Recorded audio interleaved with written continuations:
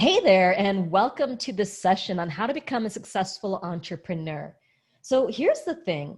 The world is changing super duper fast. And so many people had jobs they thought they could depend on. And all of a sudden you realize you can't depend on that job. Entire industries have gone pretty much bankrupt or extinct overnight.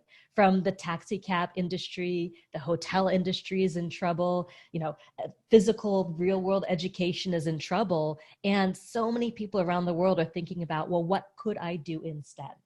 And this is both scary and exciting. It's scary because it's like the rug might have been pulled out underneath you. But it's exciting because what if that rug that you've been standing on for years and maybe even decades wasn't even your rug to begin with? It was a rug that you got at the nickel and dime store, at the Goodwill, whatever it happens to be. And it's not the magic carpet ride that you were hoping for with life and with career. So as you start to stand on this precipice and ask the question, to be or not to be, should I be an entrepreneur? So much comes up. And it's so easy to fall down a million rabbit holes and start studying and following all kinds of people online. And this person says this thing, and this person says this thing, and this person says this thing. And you're like, what's the thing that I'm supposed to be doing? Or should I even be doing this to begin with? So I really wanted to speak to you if you're in that moment, in the early stages of entrepreneurship, or starting a new business, or pivoting from a career into something online, something that's new, that's scary, that's different. What are the questions to ask yourself, and how do you even demystify all of this? Because like I said, there's so much misinformation. And if you go out there looking for the how without understanding who you are, what you're thinking about doing, and why you're doing it, you're going to fall into a lot of rabbit holes and waste a lot of time and a lot of money and a lot of life energy. It's both the money and time you invest, but also the potential income that you could be earning. So like I said, this is just a session to go into what are the different opportunities and the ways to even think about your entrepreneurial journey before you get started, or when you're in the early stages, so you don't get crazy and you can avoid the years and years that so many people waste kind of following the wrong things because they don't understand what the opportunity really is and how to approach it. Now, I've been an entrepreneur since about 2011, and I've been online that entire time. And I always say the internet is kind of like dog years. So if you've been online for 1 year, that's 7 years. And basically going on my ninth year right now, 9 times 7, that makes me about 63 years in this industry. And I'm in my early 40s. So this world moves super duper fast, and that can feel destabilizing unless you go back to the roots of, why am I doing this? And what is this opportunity to begin with? Am I designed for this opportunity? And if I am, how does my design show me the path for me to take? So I'm really going to be talking about all these topics. And the very first thing is having a realistic understanding of what entrepreneurship really is and why you're doing it before you even think about any how, before you make any rash decisions, before you make any big investments. And I find like there's a lot of misunderstanding about the word entrepreneur, and people have this really romantic notion about it. And it all comes with the definition of the word entrepreneur. But the problem with romantic notions is they usually don't line up with the reality. And I don't know if you've ever had that experience of, you think that starting your business is going to be so exciting and you're going to get this fast success and you're going to have all this freedom all of a sudden. And all of a sudden it's harder than you thought it was. And you have less freedom than you had in your job. And you're wondering, what happened? Am I even doing this right? And why am I doing this? And I'm not saying this to be a bummer. I'm saying it to go into entrepreneurship with your eyes wide open so you understand what to expect. So the word entrepreneur, it's a word that dates back from the early 19th century. And it came from, the French language, and it originally was the director of a musical institution, but the roots of the words entreprende, and I'm probably not pronouncing it right because I speak Spanish and Portuguese, but not French, means to basically an undertaker or an adventurer.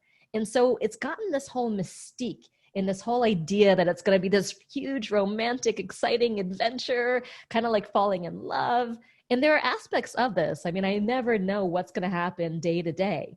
But what that word misses out is super important, because entrepreneurship and being an entrepreneur is probably going to be the hardest, yet the most fulfilling job you could ever have.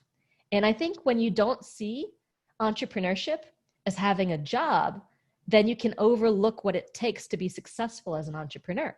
Because entrepreneurship requires a lot of discipline. It requires a lot of structure. It requires a lot of focus. It requires learning a lot of skills at the edge of your comfort zone, whether it's skills in sales, skills in marketing. And for many people, when you first start, there's a lot of unconscious incompetence that comes about, as they say, where you don't realize that you don't have these skills, or you realize that you don't have them, and it's just so obvious that you don't have them. And they're things that you have to learn like everything else, but they're not things that most people learn in the course of everyday life. I work with so many coaches, and the number of coaches who learn about business in coach school is very few. The number of artists who learn about business in art school, very few.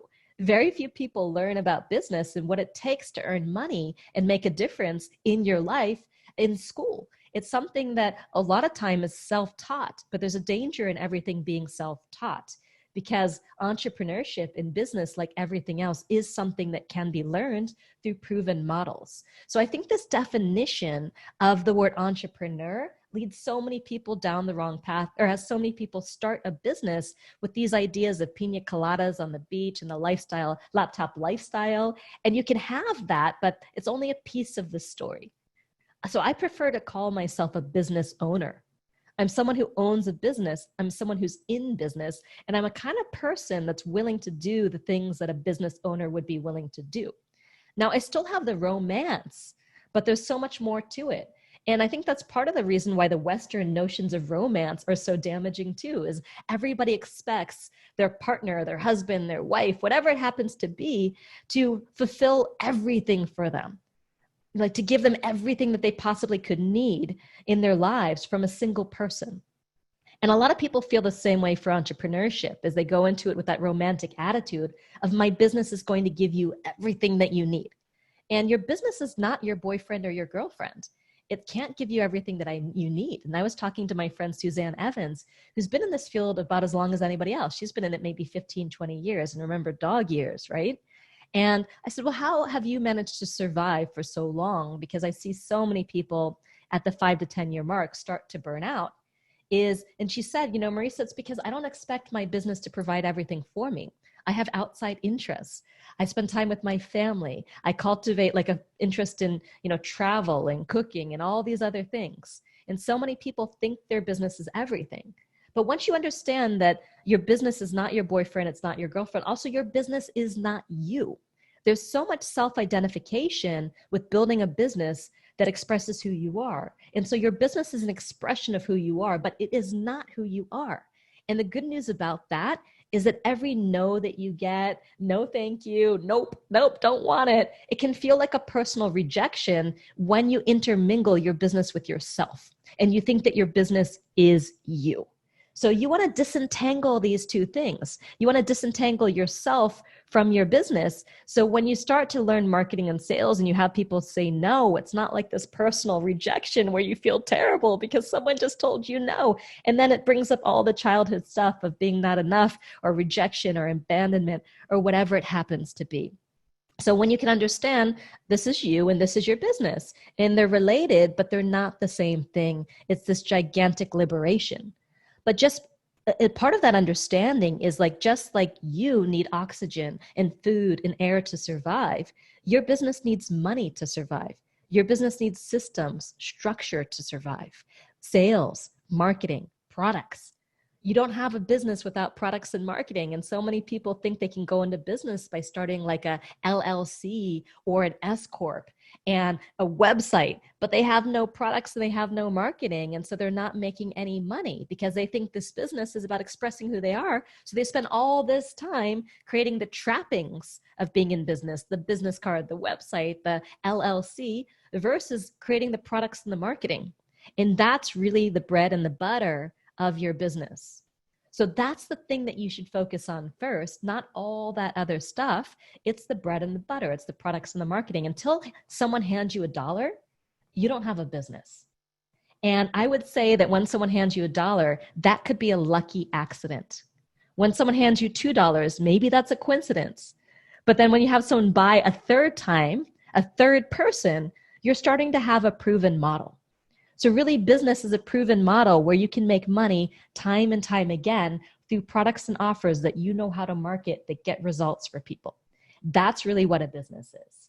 And being an entrepreneur is someone who solves problems in a way that you create products that people are willing to give you money for. Not just one person, which could be a total fluke, not just two people who could be a coincidence, but 3, 4, 5, hundreds of people that are giving you money over and over and over again. Now, that is terrifically exciting. So I don't want to be a buzzkill here. I want you to understand that when you have that control over your destiny, where you can really make as much money as you want whenever you want, it's a huge gift. I mean, I went from making $50,000 in a day job to some months making, millions of dollars. So we have a mid-7-figure business, right? So I'm making 10 times what I was making in my day job every single month. Now that's not all profit. I don't have hundreds of thousands or millions of dollars in my bank account or anything else, because it takes money to make money, which is another myth. You have to reinvest back in your business for it to really thrive and grow and succeed. And people forget about that. When they talk about these big multi-million-dollar launches, they forget that, you still have to put a lot of that back into your business. So what I wanted to say is the very first thing is to understand what entrepreneurship really is, and to disentangle from some of these romantic notions of being an entrepreneur that may have you filled up with disappointment and unmet expectations, where you thought your entrepreneurial journey was going to be one thing, but the reality of it looks very, very different. And I find this a lot of times with my students. They come in and they're super excited, and then all of a sudden they have to create products and sell and market, and they're like, nobody told me I had to do all of this. But how else do you think you'd be making money, right? It's not super easy, but when you figure out how to do it, when you learn the skills, because it is skills like anything else, it's incredibly liberating, and you can change the world with what you do. So that's kind of the place that I wanted to start, because I see so many people go wrong right there. And they really think that entrepreneurship is one thing when it's really another thing. Now, the other myth isn't just the definition of entrepreneurship, but it's really this idea that everyone can and should be an entrepreneur. All right. And I think that entrepreneurial skills are essential for just the world that we live in, which is changing so fast, where reinvention and resilience are core skill sets for this particular world.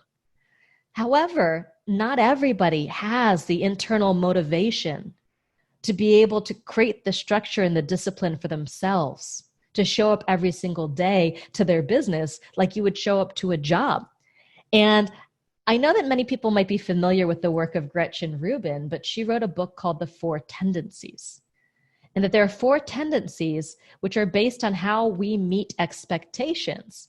And some tendencies are a little bit less conducive to being a pure entrepreneur. But there's good news, because if you're not entrepreneur, you could still be an intrapreneur.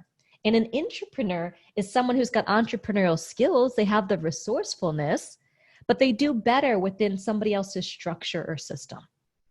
So you can still find jobs that allow you to be incredibly entrepreneurial, that allow you to work from home, that allow you to have time freedom and choose your own schedule, that are not purely entrepreneurial jobs. Aren't purely entrepreneurial, pathways. And so start to look at things like you can still have this dream, but the dream may look different based on who it is that you are. And I don't believe that everybody should be an entrepreneur. And they say that an entrepreneur is the only kind of person who's willing to work 80 hours for themselves so they don't have to work 40 hours for somebody else. And especially when you're just beginning, it can take some hard work to get it off the ground. Now, I'm not suggesting that you always have to work 80 hours a week, because that life-work balance is super critical. But when you have a calling, a lot of people say that it's hard to tell the difference between a calling and a workaholism. But a calling is you're moving towards. Workaholism is you've got a compulsion to work no matter what. And when you've got a calling, a lot of times you want to put in a lot more time. You want to put in a lot more effort. You just can't wait to show up to your work and do it day after day after day. However, if you understand these different tendencies, and you realize, your particular tendency maybe it's not as conducive for entrepreneurship because you do better within structure, or you simply find kind of programs and coaches and mentors that will give you that structure. So Gretchen Rubin says there's 4 tendencies. And this shows how you meet expectations, outside expectations and inner expectations. Outside expectations are the expectations that the world and other people put on you. And inner expectations are the expectations that you put on yourself, right? So the 4 types are the obliger, and this is a person who meets outer expectations but resists inner expectations, and that's 41% of the population. Now, if you're an obliger where you found that you did super duper well when you were, say, in a job, but you've struggled outside of a job to kind of create that same amount of discipline for yourself, it's because when somebody else puts expectations on you, you can rise to meet them. But when you put expectations on yourself, it's more challenging. So obligers can do better as entrepreneurs rather than entrepreneurs, unless they find a way to create that structure and those systems for themselves, those outer expectations for their own business versus only drawing from their own inner expectations. Then you've got rebels, that's 17% of the population. And these are people who resist both outer and inner expectations. Now, this can be hard as a rebel to really thrive either in a company or in as an entrepreneur. And you've got this kind of push, pull, until you learn how to kind of channel that particular kind of energy. But then you've got upholders. I'm an upholder, and I meet both inner expectations and outer expectations. And that's 19% of the population. We do great as entrepreneurs. And then you've got questioners, 24% of the population resists outer expectations, but meets inner expectations. And they can do really well as entrepreneurs too. So it helps to understand, what is your tendency? Do you have a tendency to do well when the structure is put on you, but not when you have to create the structure? So perhaps you would be better as an intrapreneur than an entrepreneur, unless you're willing to find ways to create that structure for yourself, that aren't necessarily natural to entrepreneurship. So I wanted to kind of, really raise these issues because a lot of people think that entrepreneurship is just the thing that everybody should do. And you hear people saying, go out there and be an entrepreneur and quit your job and escape from cubicle nation and all these great things. And it's not, it's kind of a yes, but, right? Because you've got to know yourself and you've got to know where you thrive and you've got to know where you're going to be successful. And also, just because you are, say, a rebel doesn't mean you can't be an entrepreneur. It just means you have to understand that about yourself and then create the structures that will allow you to thrive. Now, this also relates to a notion of extrinsic versus intrinsic motivation and really understanding how you are motivated. Because I've got a student, Carl Ilan, who is an ex-Cambridge math professor turned entrepreneur, and he's an basically internationally recognized expert statistician, and he studied motivations that drive thousands of people. And he actually shared with me that 80% of the population are extrinsically motivated, while only 20% of the population is intrinsically motivated, meaning that 4 out of 5 people are primarily driven by external reward. External reward comes in the form of, say, money, success, validation, people saying yes to you. Now, intrinsic reward is where the work itself is its own reward. You love showing up every day to the computer and doing your work in creating. That's intrinsic motivation. I have that, luckily, right? I can be 4, 5, 6 hours in the morning, nobody talking to me, writing, and I'm just as happy as I can be. That's actually what allows me to do all the other hard work of the business, is giving myself that time. However, if you're extrinsically motivated, it can be hard because sometimes in the first few months, even the first few years of entrepreneurship, is you don't have all the rewards that eventually come with entrepreneurship. You have some wins, but there's a lot of ups and downs, and the ups and downs continue in entrepreneurship because there's certainly risk that's involved. Now, you can get support in mentorship and guidance that can help minimize the risk and show you proven pathways, but there's still a lot of experimentation as to what you should do and who you should serve and what kind of entrepreneurship is going to best fit you. I always tell my students to be the scientist in the experiment lab of their business, right? To really look at business like an experimenter, like a scientist. This worked, this didn't work, this worked, this didn't work, tried this, that failed, tried this, that failed too, tried this, that worked. And that takes a lot of the sort of pressure off and thinking like, oh my gosh, I'm just failing forward. And recognizing that's just part of the journey. And when you see it as a fun experiment and let go of the outcome and know that if you try enough things, you're going to be successful. And of course, there are proven solutions, but even along the way, you're gaining new skill sets and you're not going to be great the first time out. The first time you do a webinar, you're not necessarily going to get a ton of people saying yes to you. So you've just got to understand that and sort of fail forward and accept that failure and know that if you've got that need for extrinsic reward, you're going to have to create the structures to give yourself that reward yourself and not expect it from the world. So for example, if you're delivering a webinar where you're trying to sell something, maybe you give yourself a reward simply for delivering the webinar. And you say, okay, if I deliver this webinar in time, I'm going to treat myself to this thing. Whether it's going out to your favorite restaurant, giving yourself a day off to do something really fun, go hiking, whatever it happens to be. It doesn't have to cost money. Give yourself that reward simply for doing the webinar, regardless of the outcome, because that's a huge win. That's why I always give my students minimum goals, target goals, and stretch goals. Because here's the thing, like say your goal is to become a New York Times bestselling author. Now, how many people become New York Times bestselling authors with their first book? Not a lot, right? So the minimum goal could just be writing a book. That's a huge win. I think you would agree, right? And maybe the target goal is being an Amazon bestselling author. Not so hard. And the stretch goal is being a New York Times bestselling author. So simply giving yourself a reward and knowing that you've hit a goal simply by hitting your minimum, which is showing up for that webinar, which is writing that book, regardless of the outcome of what happens. Because if you're the 4 out of 5 people that are extrinsically motivated, you've got to find those wins. You've got to find that validation outside of someone handing you a stack of bills. And people will hand you stacks of bills, but you've got to actually have the resilience to hear all the different no's and all the failures and rejections along the way to the stack of bills in order to get that stack of bills. And so that's why having this understanding of the way that we're all hardwired as humans, and specifically the way that you're hardwired, is like giving you the key that's going to unlock your success and going in with your eyes wide open versus having these expectations that, maybe are going to go unmet. And then you feel like you can't make it past the first few months or the first year, or you're just fighting against yourself here. So Erin is writing, great distinctions. There's a lot of trending towards entrepreneurship, but very few who actually are. Absolutely. And Nadine says, yes, disentangle yourself from your business. That resonates with me. And Sarah says, I call it running around the playground. You never know what to expect. The failures are information, not failures. Yeah, here at Live Your Message, we call it failures, not. We see failures as feedback. That's all it is. A failure is feedback that you might be on the right track with something and on the wrong track with something else. And when you can see it as information that feeds back into your business, you're going to start to win and succeed in whole new ways. So that's really important to understand.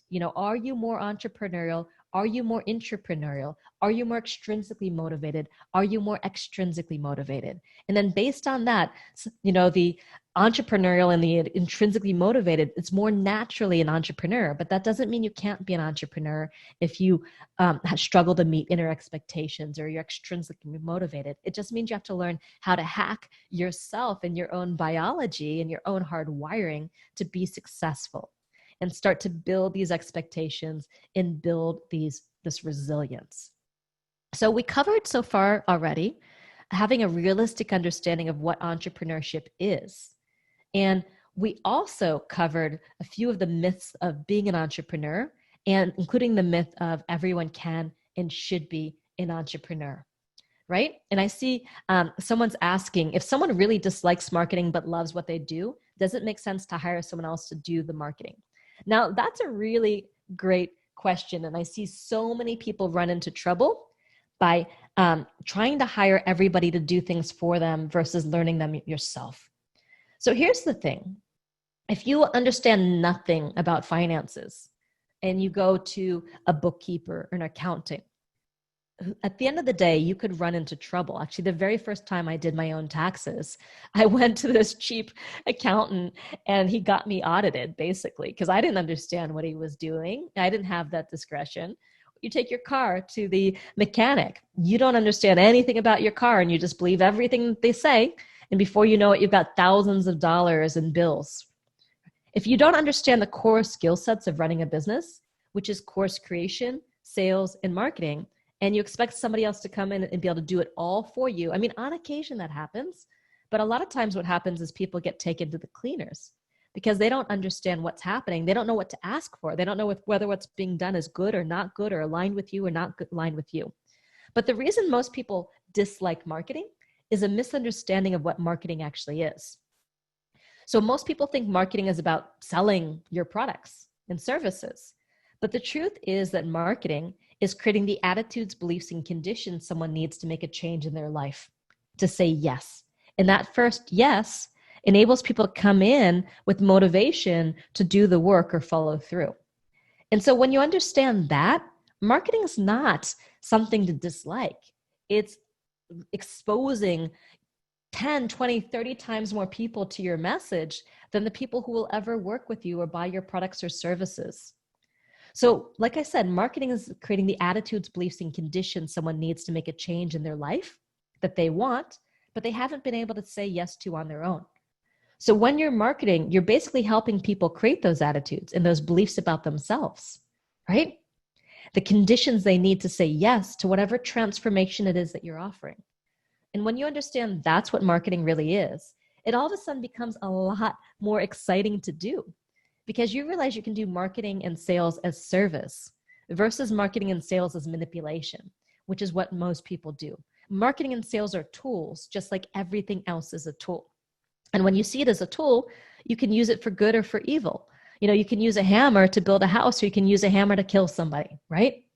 And when you understand and use marketing in this incredibly constructive way, like I said, 20 times, 30 times more people will still see my marketing than will buy my products. And so I've got an opportunity to get my message out there and to change people's lives with my marketing alone. Whether or not they buy from me, I've let go of attachment to that outcome. I'm just there to change people's lives in my marketing every time they experience me, no matter where I am. So a lot of this goes back to the definitions. It's how you define entrepreneurship. It's how you define sales. It's how you define marketing. And when you shift your definitions, you change your life, right? And you change how you approach these things. And here's the thing. If you love doing what you do, but you hate marketing, it means you don't like business yet. And you're expecting that people are paying you for what you do. But people don't pay you for what you do. People pay you for what you can do for them. And that's an all-important distinction. Because if you think people are paying you for what you do, you're having the wrong conversation. You're wrapping your marketing around what it is that you do versus the transformation you offer. And B, those no's and those rejections feel more intense and more difficult because you're thinking they're saying no to you. You think that they're rejecting you. But people aren't rejecting you. They just don't see how you can help them. And so marketing is simply showing them how you can help them and giving them enough of an experience for them to believe. Because most people don't buy, not because they don't have the money, not because they don't have the time, but because they don't believe you are the person to help them, or they don't believe they can have that transformation. So marketing does those two things. It shows why you are the person to help them, and it also shows them that they can have that transformation. So just wanted to ask, if you dislike marketing, why do you dislike marketing? And I invite you to fall in love with marketing. I'm actually teaching a Launch Accelerator retreat in a few weeks.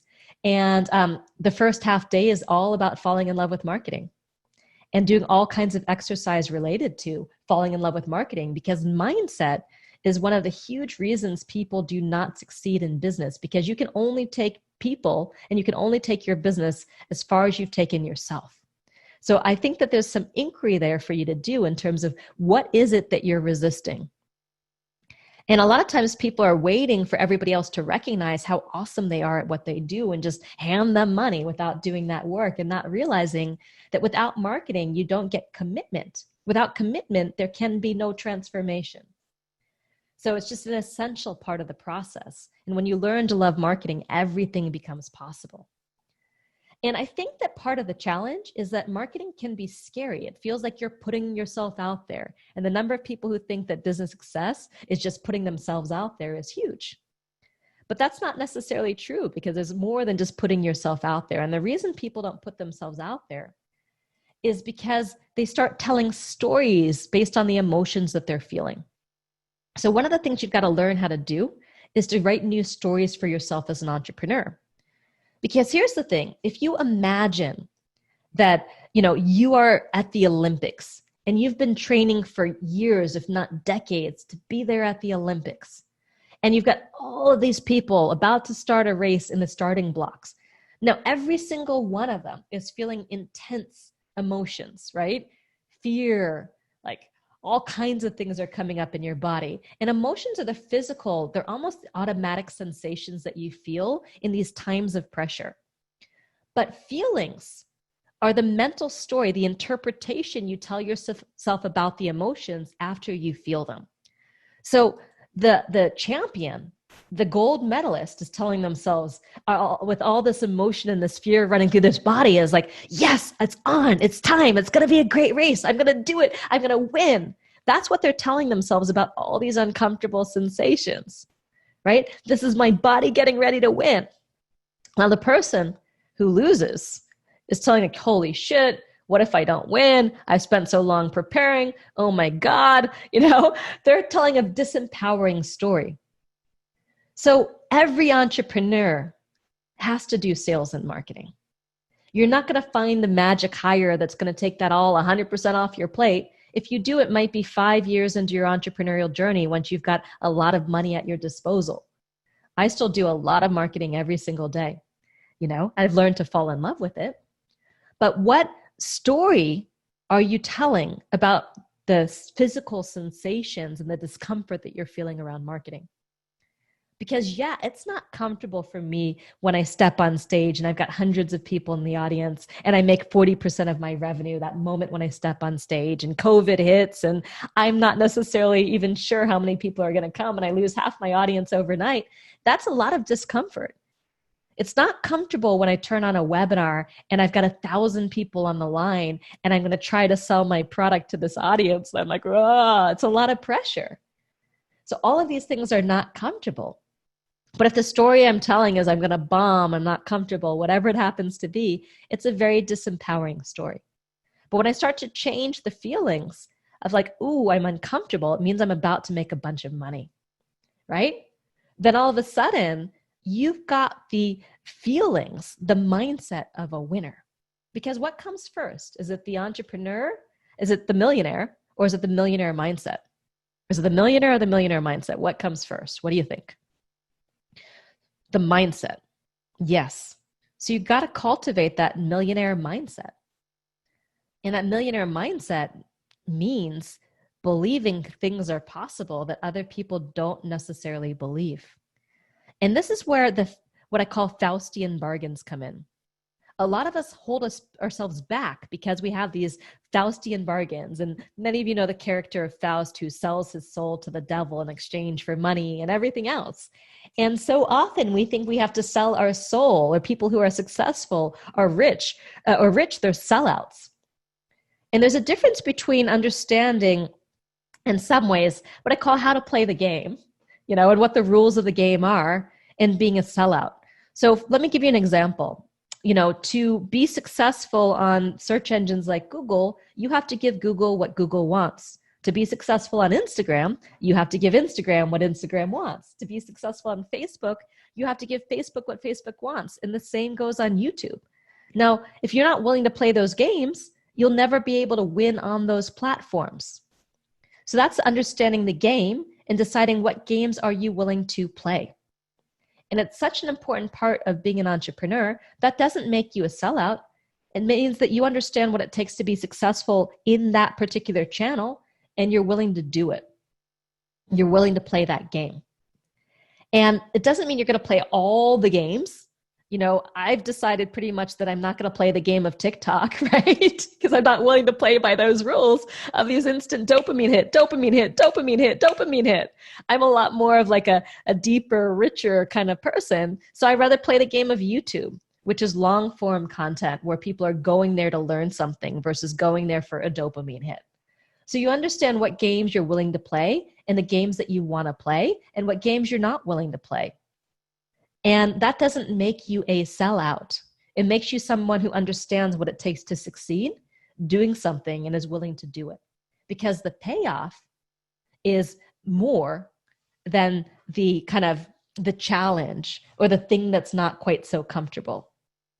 So that's where the Faustian bargain comes in. So for example, if you were raised in a household where you had a very successful mother, but she wasn't the mother that you wanted her to be, because she was always out there working. She was busy. She was an entrepreneur. You may have created a story that to be successful as a woman would mean betraying your children, abandoning your children, leaving them behind. And so you may equate success and money with disappointing the people that you love. And as long as you have that story, that Faustian bargain that you're telling yourself or that you believe, it's going to be hard to be truly successful. And I can't tell you how many people have these Faustian bargains that have become somewhat unconscious based on things that happened years and years and years ago. And when you start to understand that there are no trade-offs, you can have it all.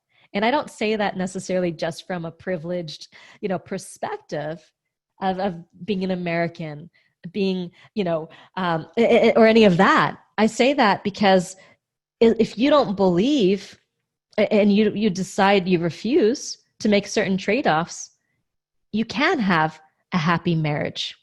You can be financially successful.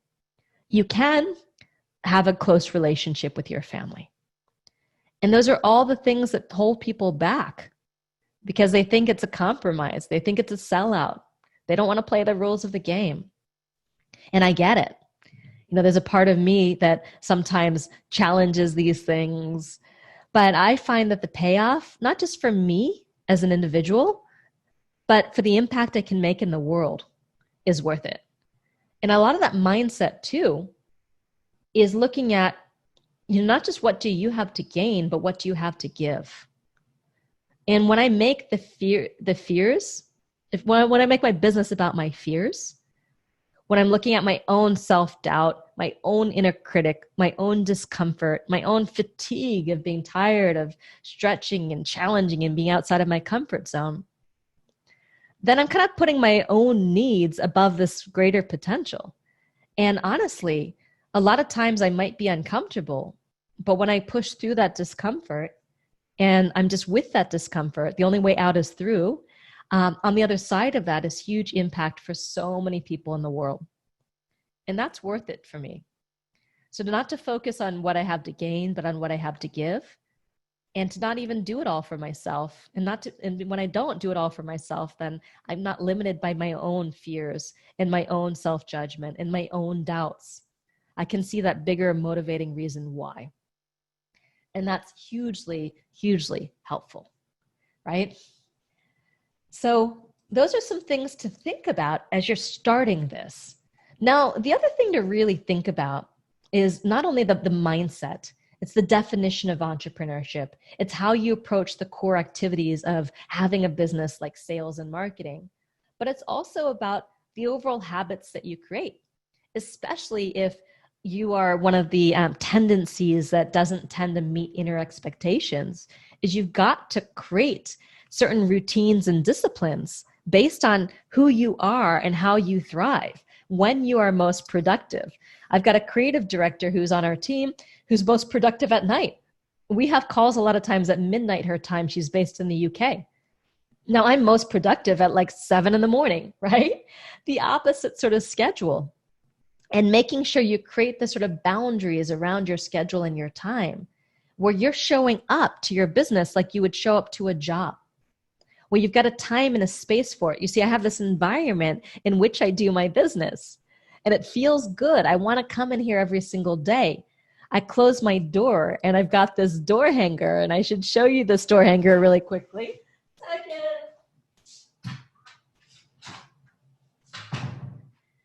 I got these printed. It says, "Shh, I'm busy saving the world."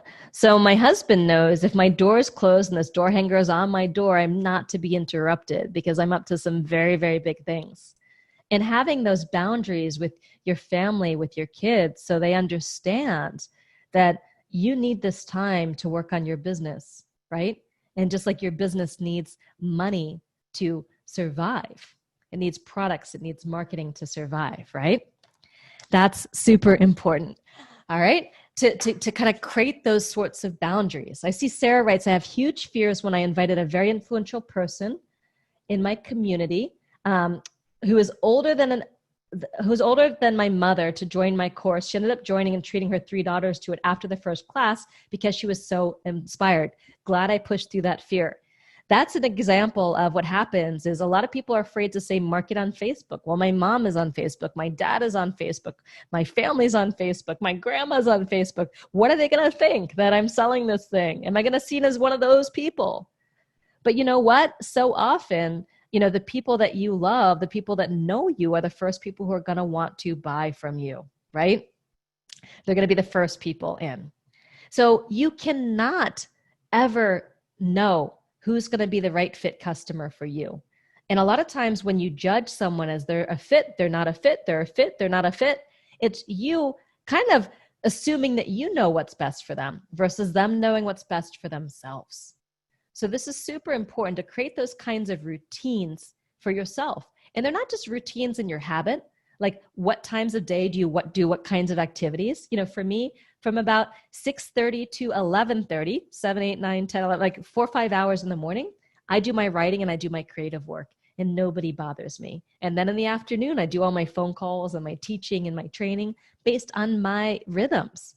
And there's something called your chronotype, the power of when. You can Google it and you can actually figure out when are you most productive and what is the optimal schedule for you. And then to live that optimal schedule, right? You want to really do that. So the other thing that's important to understand is why do you want to be an entrepreneur to begin with? Because like I said, entrepreneurship, it's going to be the hardest job that you'll ever have, but it's also the most fulfilling. It's like understanding and making the decision to have kids. You got to understand why you want to do that because that's hard. That is not easy to do whatsoever. And there's a lot of different motivations, a lot of different reasons people go into entrepreneurship. And it's really important to understand yours. There was actually this study by a Harvard University professor who found that there were actually 13 different motivations. And when you understand your unique motivations, it's important to build a business aligned with it, right? So my motivations are intellectual challenge. I need to be growing through my business. I need to be learning new things all the time. It's altruism. Like I want to be making an impact on other people. What's actually really impact, which is kind of a combination of power and influence, in altruism.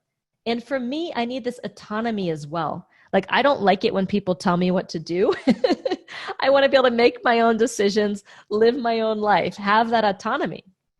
So when I find that business starts getting too boring and I'm no longer challenged or I don't have that freedom and I don't have that autonomy, that's kind of not so great for me because I've created what I call my selfish why. And that's what my business does for me. And my business allows me to wake up when I want, where I want, do what I want with whom I want for as long as I want. And I recommend that everybody write a selfish why statement for themselves. What does your business allow you to do? Just fill in the blank. My business allows me to X. For me, do what I want, where I want, when I want, with whom I want, for however long I want. And that means I need to build my business in a way that aligns with that.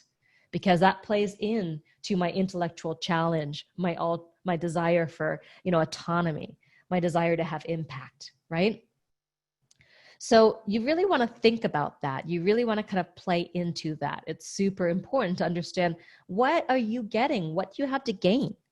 Because a lot of people do it just for this big picture vision for the world, the altruism. What do they have to give? So like I said, you want to know what you have to give, but you also do want to know at the end of the day what you have to gain. Because there are times where it gets so hard where if you don't know what you have to to gain from your business, it's just too much. So you've got to take care of yourself through your business in addition to taking care of others through your business, right? So you really want to create that. And of course, having that bigger why that goes beyond you is important too when you feel that resistance.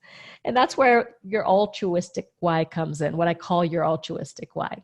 And that's why your business exists. So my business exists to turn everyday entrepreneurs into online superheroes so they can change the world from their living room.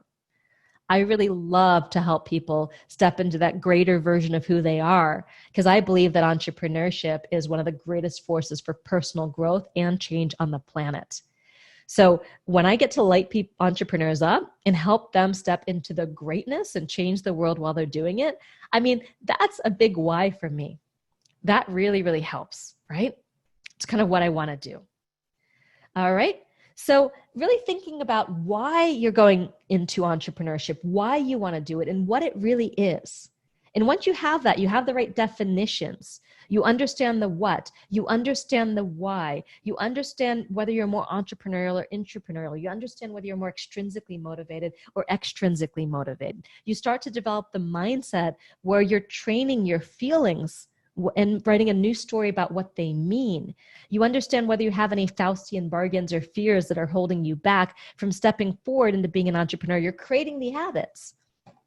Once you do all of that, then it's really important to understand your unique design.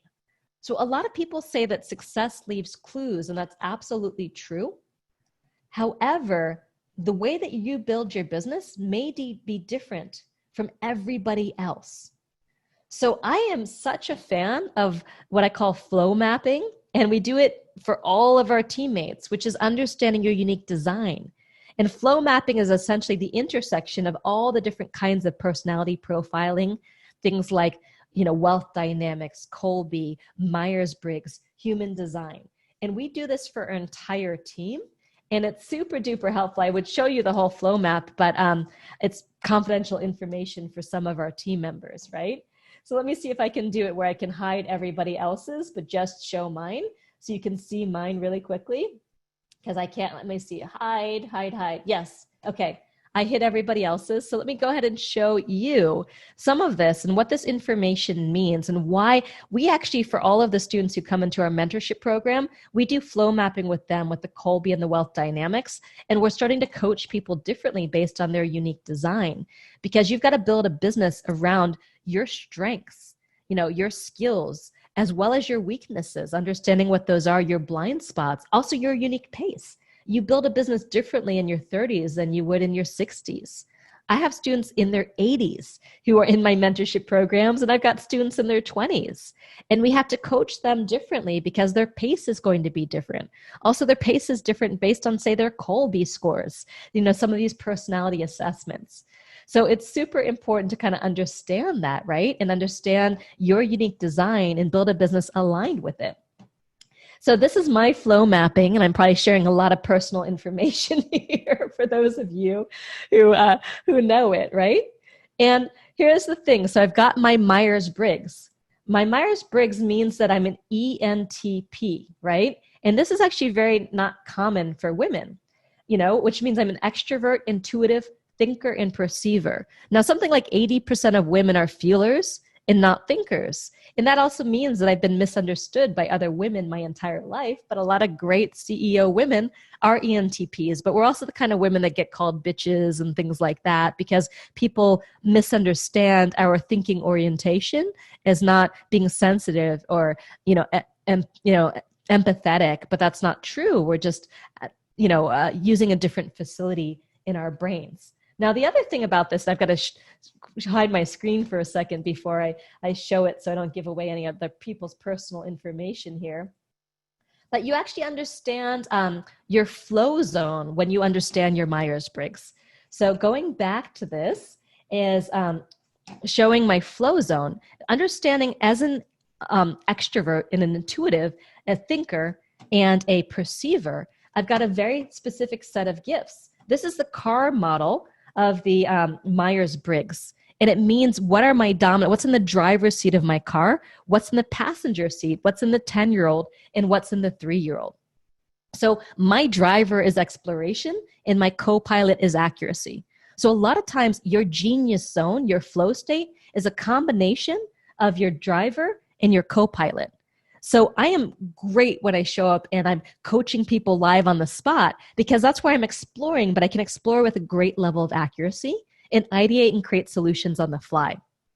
So that's my flow zone. I get to do that when I'm writing. I get to do that when I'm speaking. I get to do that when I'm training, consulting, coaching, all the things that I love to do most, in my business. However, I've got harmony in my 10-year-old. And of course, these different functions, based on where you have them, they change. So that means I'm a crappy manager. I'm really not good at helping people in the day-to-day of what they do. I'm also not going to be the person that's in the trenches with every single one of my students, showing them step by step exactly what to do. I have coaches, a team of coaches that have higher harmony functions than me that do that, but I'm great at creating the systems and the structures and the trainings that are going to get them results. And then I have other people who come in and do the parts that I'm not as good at, right?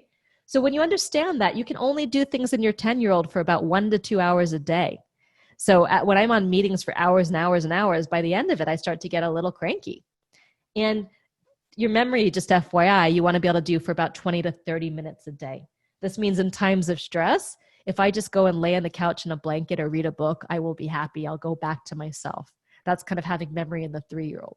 So when you understand your exploration and your accuracy driver, your co-pilot and your driver, you kind of start to know what your flow state is. So can you see that with exploration and accuracy, it makes sense for me to build this kind of online course business and things like that, where I'm coaching and training in the moment, where I'm doing live sessions and things like that. Someone else could be terrified to do, say, live webinars, and maybe they'd be more comfortable writing articles or being on camera without a live audience where they could start and stop and edit and whatever it happens to be. So when you start to understand all these things about yourself, you end up kind of understanding your unique design. I'm a manifesting generator in human design, which means I can ideate, but also have the energy to keep going and keep working. However, I have the tendency to skip steps and forget to tell everybody what I'm doing, right? I'm a creator in the wealth dynamics scale, which means I'm really good at creating content and marketing in courses. Whoever said that you're not great at creating marketing, it might be part of a thing of a wealth dynamics in terms of where is your natural strength. And based on your wealth dynamics, you understand what's the way that you're most likely to create wealth in your life. And you find your flow in your unique how. And it's not always the same as somebody else's flow and somebody else's how, which is the danger in following a model that's just handed to you as a cookie cutter model. It's why we coach everybody based on their unique design rather than giving these one-size-fits-all solutions, because one-size-fits-all pretty much fits no one. And that's super duper important to understand. So my Colby, I'm a 3 on fact finder. I'm terrible at research. 3 on follow through means I'm not that great at organizing my own life. I'm a mess. I'll always be a mess. I create systems that work for me, but I shortcut it to make things happen fast. I'm a 9 quick start, which means give me an idea and it's done, right? And I'm a 4 implementer. All of these things kind of show me the kind of business that I'm here to build. And if you have a fundamentally different design than me, it doesn't mean that you can't learn from me or be mentored by me. It simply means that I have to understand your design to best support you. And most importantly, you have to understand your unique design so you don't buy hook, line, and sinker into somebody else's vision for you or somebody else's path to your success. You've got to kind of do that inner work and do that outer work of understanding how you're built and how you're designed and how you're most likely going to find that flow for yourself, and be self-responsible to get what you need when you have coaches, when you're in programs, to understand yourself, to do that program or to work with that coach in a way that supports you in building the business that you really want to build, right? So I see a question here. Let me see if I can answer this particular one. It's like, one of the things I'm struggling with our online business is knowing how to get eyeballs while trying to sell a service. Okay, so in terms of getting eyeballs, and it's a long question, I don't have time to answer that whole question. It's really about understanding the best way for you to market.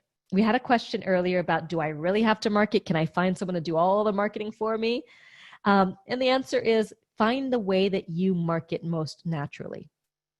So whether that is marketing through, like I said, there's SEO, there's Facebook, there's Instagram, there's YouTube, there is all of these different sources. There's doing webinars, that's building an email list, there's doing product launches. There are all these different ways to market, but you've got to understand how you are best designed to market and where your audience is, and then find ways that you can continue to rinse and repeat and market that are not going to drive you crazy. Basically understanding the rules of each game and deciding which game that you want to play. And I teach my students like 20 different kinds of marketing campaigns and at least that many numbers of 10, 20 different kinds of ongoing marketing techniques as well, to help them choose the path that's best for them versus just choosing a one-size-fits-all path. And so often you go to webinars and you see the one business opportunity. Okay, you have to be on TikTok. You have to do this Instagram thing. And you're like resisting it like crazy. And it just might mean that that's not the marketing channel for you. So you find the one that is the marketing channel for you. And this is the real danger when you're getting started as an entrepreneur, is there are so many options and so many people telling you what to do. And what I'm trying to say is you've got to do the inner work to know who you are as a person, what your unique design is. Do these personality types. Like I said, we do it for our mentorship students and help them interpret it so you can really understand yourself. And once you understand yourself, then, you're going to build a business aligned with who you are, because you can only sustain things that are aligned with your genius zone and your flow state for long periods of time. I cannot be out of my genius zone and out of my flow state, for more than a couple hours a day, right? Like I said, you can do your 10-year-old thing for 1 to 2 hours a day. So if I were managing people for more than 1 to 2 hours a day, I would just go nuts, right? And I got to understand that I can't build a business that requires me to be managing everybody. If I were needing to just coach people one-on-one all day, I wouldn't be able to do it either, because I'd burn out my harmony function within the first couple of hours. So I can do group coaching for about a couple of hours and I can do it really, really well. But then I start to get tired. I'm like, I need to crawl back into my creative hole and do my, exploration and my accuracy function alone at times. So you start to know yourself and know which of the options for entrepreneurship are right for you. So while success leaves clues, you've got to be careful with other people's models. If you have to kind of bring yourself into it and know yourself and know which aspects of the model you want to keep and which aspects you don't. And anyone who's a good teacher or trainer is going to give options that work for a lot of people, but you've got to kind of evaluate them and fit what works for you. So that kind of self-understanding, that self-knowledge of knowing, why you're doing something and who you are and how to create a business that's really at the intersection of all those things is super important, because otherwise you might be able to get some initial success, but you can't sustain that success. And that's so important. I mean, I think that you've got to really understand how to sustain that success. And one of the things that I really support my student on is understanding and embracing what I call their unique business blueprint, which is what are your goals and aspirations? What are your strengths and your challenges? What is your individual starting point? What's the unique pace that you feel comfortable working at? As a 9 quick start, I can work very, very fast. But as I get into my 40s, I'm starting to slow down a bit. What is your unique business blueprint? The way that you are going to design a business that's most aligned with you. Because you find wealth and abundance when you align with your genius zone in your flow, which is unique to you. And so when you understand that and build a business aligned with that, it means working with some of those blind spots, which might be needing that external validation all the time, struggling to meet internal expectations. So you understand how to kind of hack yourself to get the outcomes that you want. Okay? So I want to start bringing this to an end right now. And I really appreciate you tuning in for all of this. And I really hope that, this session gave you just a little more clarity on whether it is you're meant to be an entrepreneur and what type of entrepreneur you might be, and what are some of the payoffs and challenges of entrepreneurship, and how to think about it and how to approach it, how to set yourself up to succeed with habits, with the right mindsets, understanding that you can only go in your business as far as you've taken yourself, gaining that deep self-knowledge, and then making decisions very consciously aligned with your self-knowledge. So I hope this has been super duper helpful. And I appreciate, you for tuning in and for listening to this. And just know that the world is filled with so many opportunities right now, so many opportunities to really, step into new aspects of your strengths and your gifts, so many opportunities to reinvent the way you work, reinvent your career, reinvent entrepreneurship.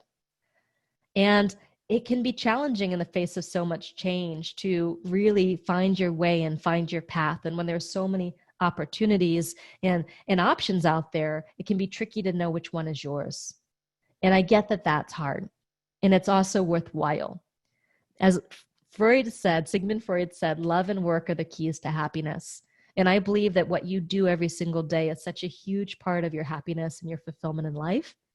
And all that I wish for you is that you find the thing that you're meant to be doing. And it doesn't have to be one thing. It might be many things, but understanding your genius zone, your flow state, your superpower, your core gift to offer the world. And that can take many different forms in your life. Maybe it's taken one form up until now, and now it has to shift because the world has changed. And there's new ways that you can apply your superpowers and gifts and still have an incredible, abundant life, and without sacrificing love and without sacrificing many of the other things that you care about. So thank you for tuning out. And this is a hard journey, but it's a worthwhile journey. And I want to invite you to go in with your eyes wide open and understand that being a business owner takes work, but you can also express yourself and be who you are and be in your flow zone on your own terms every single day. And that's something that's worth it. So thank you so much for coming out. Thank you so much for watching this. Go out there, live your message.